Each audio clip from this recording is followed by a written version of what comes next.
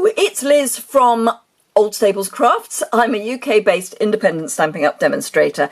Welcome to another in my Simple Stamping Saturday series, which is when I take one project and take it from really simple through a couple of stepped up versions to something that's a little more complicated. None of them are difficult, some of them just need a bit more in the way of product. So, yeah.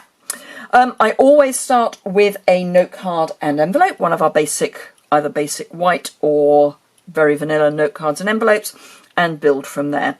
This week I am featuring Sweets and Treats, which is on page 11 of your new mini catalogue.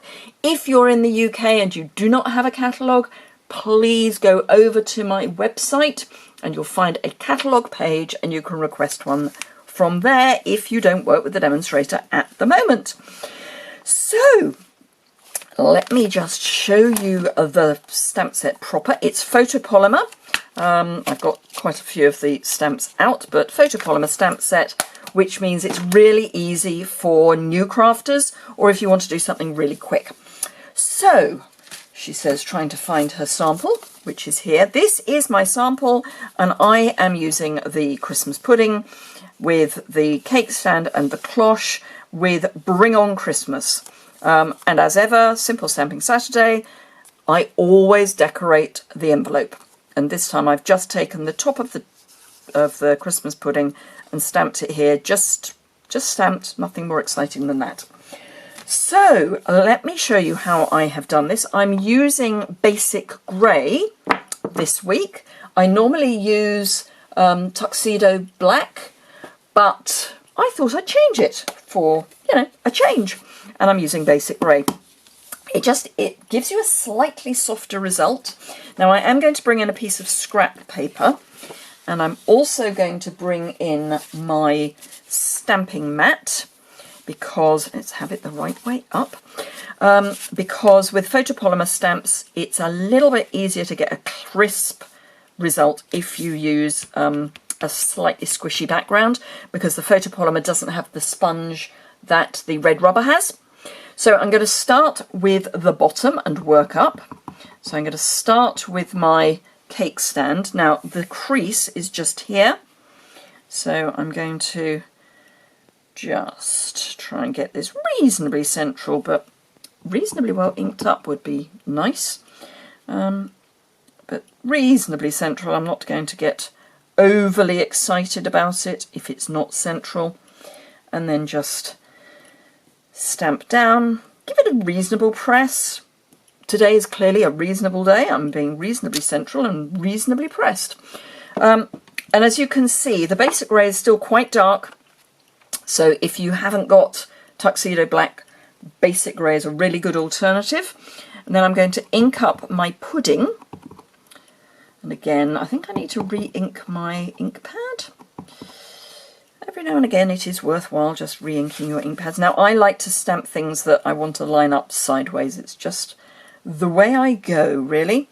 And again, I want it to be reasonably central, but I'm not going to worry myself too much if it's not ping on central. And again, I'm going to give that a reasonably good press. Must stop saying reasonable. Now I've got a little gap between the two. I'm not worried because we've got the cloche to get in.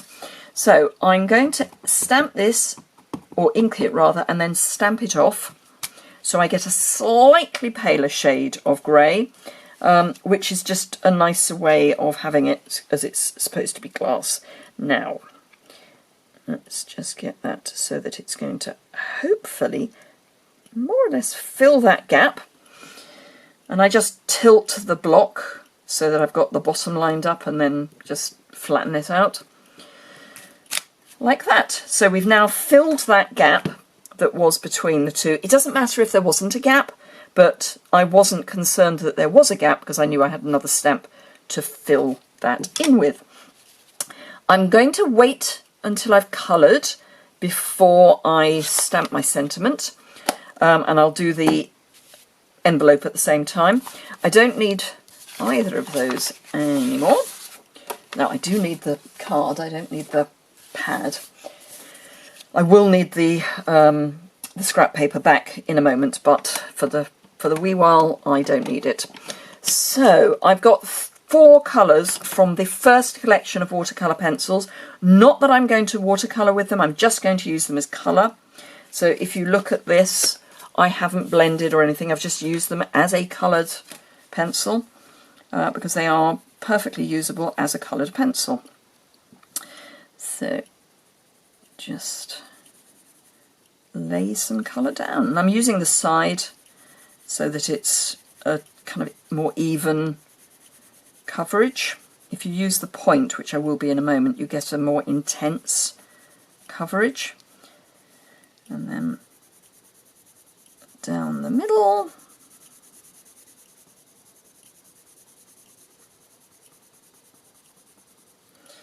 And then these bits down the middle are going to be a little bit further forward than the sides. So for the sides, I'm going to use a more circular motion and more of the point to get a bit more colour down.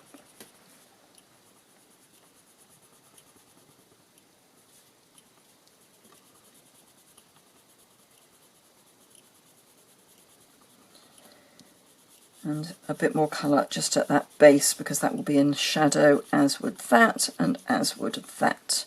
So then we can just add a little bit more colour to blend that in so that it's less obviously different. And then I want red berries on my holly. So again, I'm using more of the point because that will lay more colour down. And hopefully you can see that this is really quite an intense red, whereas this is much paler. And then I'm just going to add Old Olive for the leaves. Now if you've got the second set, you can use Garden Green and Cherry Cobbler as your reds. And then I'm going to be using Early Espresso and Basic Grey, and you could use Cajun Craze possibly for your brown.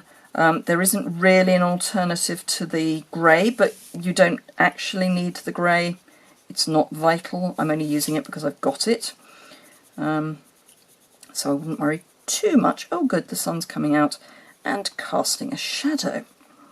I'm not complaining that the sun's coming out, but I could do without the shadow. Right, so I've done my green. Now I'm going to do the intense bits of my Early Espresso first, because I want these to be kind of sultanas or currants or whatever else you've got in your Christmas pudding. And I must add some red as well.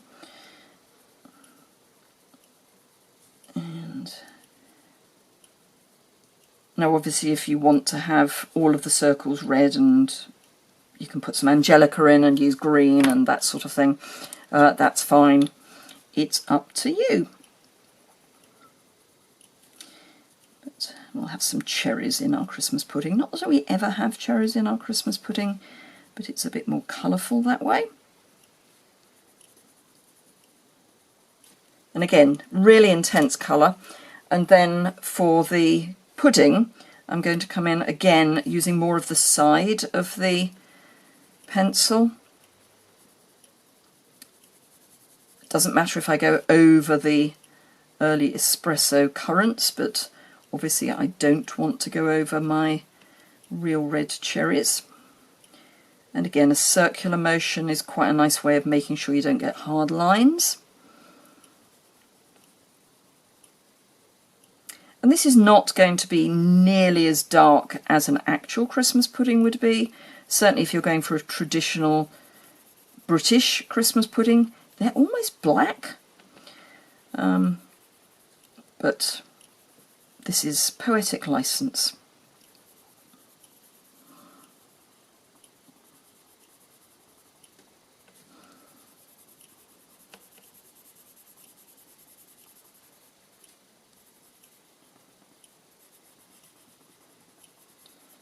And we're nearly done.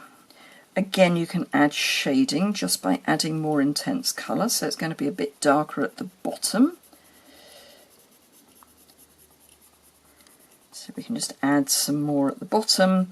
We can add a bit underneath the icing. We never have icing on our Christmas pudding, but never mind. It's fine. We just set fire to it. Deliberately, I would hasten to add. Pour a bit of brandy, warm brandy over it and add a match. And then we'll have a bit of shading down the side. Now, if you've got a grey, you can add a bit of shading to your icing, just very soft. You really don't need much. You can hardly see what I'm doing. It's very, very soft. I can see it, but it is a very, very soft finish. And again, you can see I'm doing a sort of circular motion so that it's a little softer. And there is our, can you see that if I put it in the sunshine? No, not quite. Let's bring it down again. So you can hopefully see that there's a bit of shading there. Now we need to put in our sentiment.